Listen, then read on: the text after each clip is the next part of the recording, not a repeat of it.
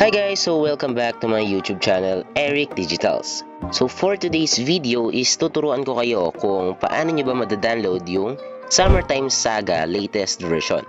So, disclaimer lang guys, itong game na to is adult game siya and for 18 and above. Huwag nyo tong i-download kung 18 below kayo, alright? Okay. So first things first guys, check nyo yung description natin sa baba.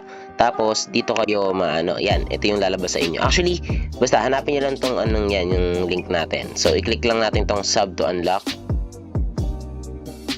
Then, dito kayo madadirect. So, i-click nyo muna yung subscribe on YouTube. So, guys, i-click nyo na po yung subscribe button natin para umangat po yung channel natin para makapag-upload pa po tayo ng magagandang videos and gameplays.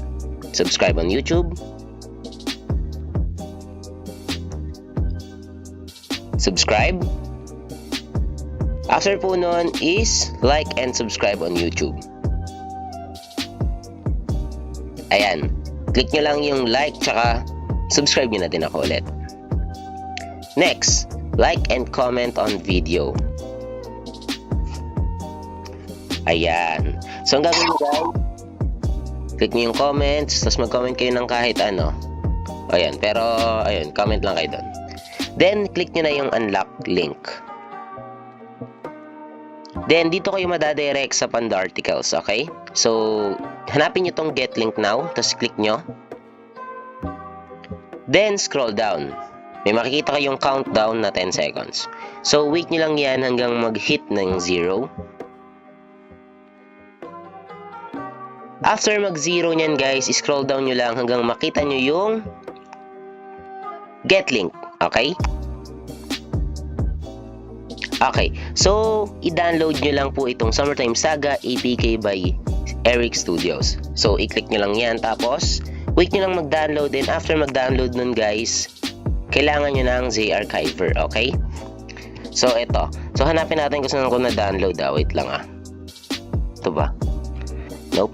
Asan ba i-download? Basta nasa ko siya Ito, andito siya. So, ito. Nakita nyo naman. Summertime Saga by Eric Digitals. Okay? So, ang gagawin nyo, click nyo. Then, click nyo yung install. Tapos, click nyo lang ulit yung install. Para ma-install nyo na. Okay? So, ayan. So, nakalagay sa akin guys, update kasi na-install ko na yung app. So, kung hindi nyo pa na-install, click nyo lang yung install para ma-install nyo. Okay? So, i-click kayo cancel. Kasi na-install ko na siya. Then, lalabas siya sa dito. Eto, lalabas siya. Eto siya, oh. Tinago ko yan. Tinago ko. So, ayan. Tingnan natin kung gumagana. So, ayan. So, para lang to sa mga guys, 18 and above, huwag nyo i-download to kung medyo bata pa kayo. Maliburge ka. Ayan. So, kailangan nyo ng yan. Ay, 18 years old or older. Yes.